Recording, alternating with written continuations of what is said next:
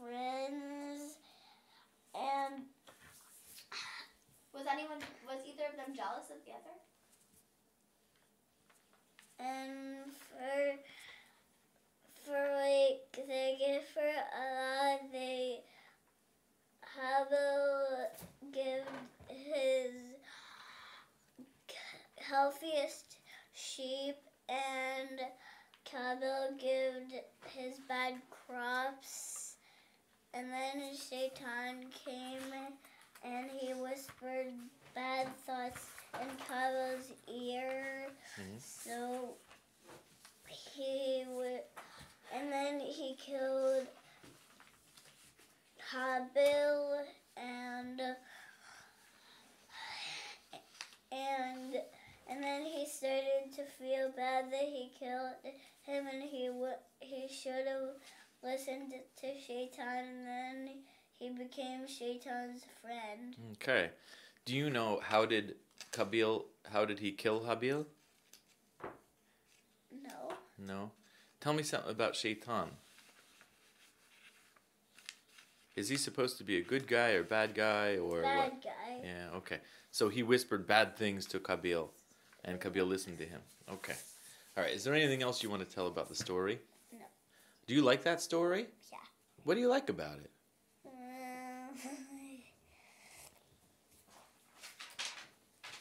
I like having a pet sheep. You like having a pet sheep?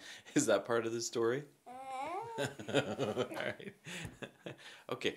Now, do you want to hear about a legend? What is a legend?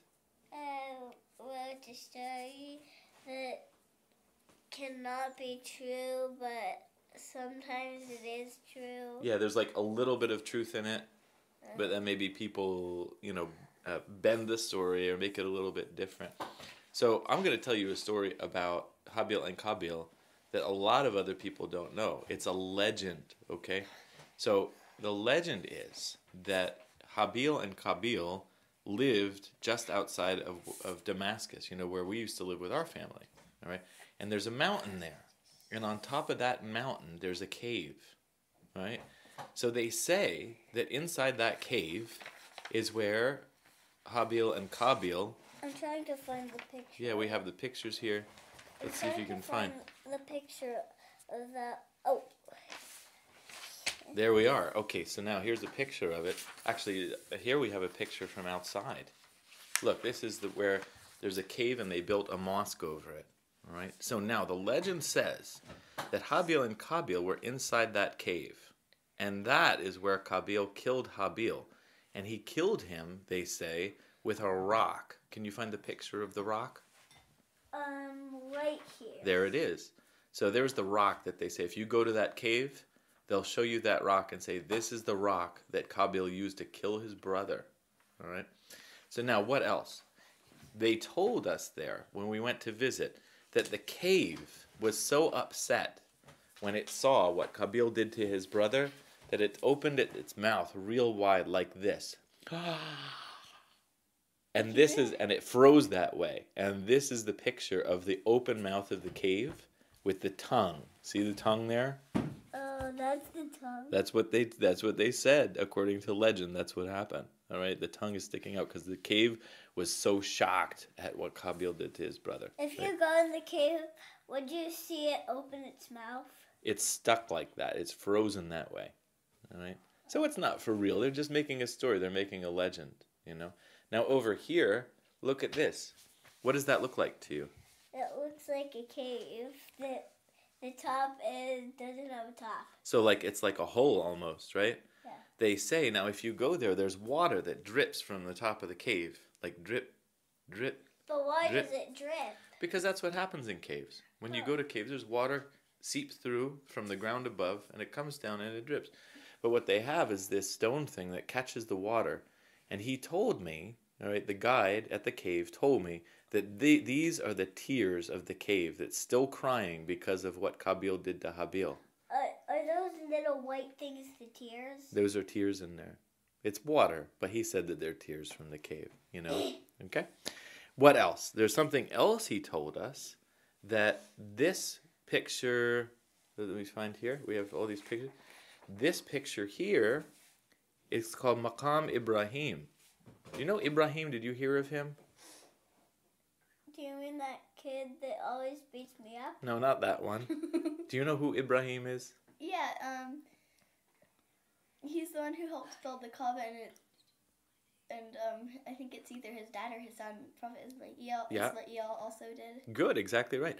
So they say, according to legend, that this is where Prophet Ibrahim came and he stood to pray. You see how they have the prayer rug there? Yeah. And all that? They say that Prophet Ibrahim came to stand there and pray. You know, again, it's a legend. Nobody knows if it's real or not. And they also say another famous person came there to pray. Does anybody know who Khidr is? Khidr, he's mentioned in the Quran. Anybody? Did you learn that? Not yet. So Khidr is a very special guy. He was supposed to live for a long time. And some people say he's still alive. Right? So he's a very, very interesting character. And they also say that he was a teacher of Prophet Musa. So this here, so that one's where Prophet Ibrahim, they say he stood. This one, they say Khidr came and he prayed on that spot. Because they wanted to both, why? Because they loved Habil and they wanted to come to a place and remember Habil. Right now, do you know, John, what happened with Habil's body? What they say, what Qabil did with it?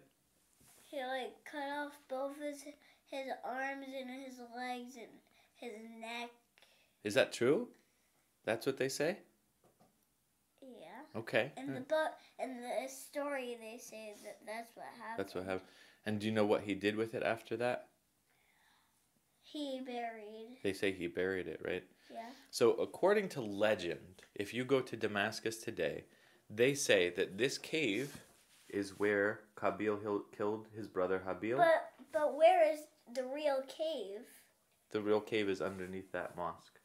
It's like under there? Yeah, it's like behind. If you go inside, the opening of the cave is inside the mosque. So you have to go through the slide, and then when you go under there, you can see that rock. It's not really a slide. See the stairs here? Yeah. There's stairs in that one. So when you go inside this building, you go down those stairs, and then this is the cave part. And that's where you see... It doesn't look like a cave. No, it doesn't from that side, because that's where they built. This is the opening of the cave, so they built all of this in front of it, you see? Oh. So now what you have is... So they say, according to the legend, Habil killed his brother here, and then he dragged his body. He took it and he dragged it. And he took it all the way to a place called Zabadani. And in Zabadani, there's another mountain. And on that mountain, they have this mosque. And this is the place, they call this the Shrine of Habil. I heard a word called a shrine. Yep, there's all kinds of shrines. So a shrine, usually they put like it's a building over a special place where an important person is buried, you know?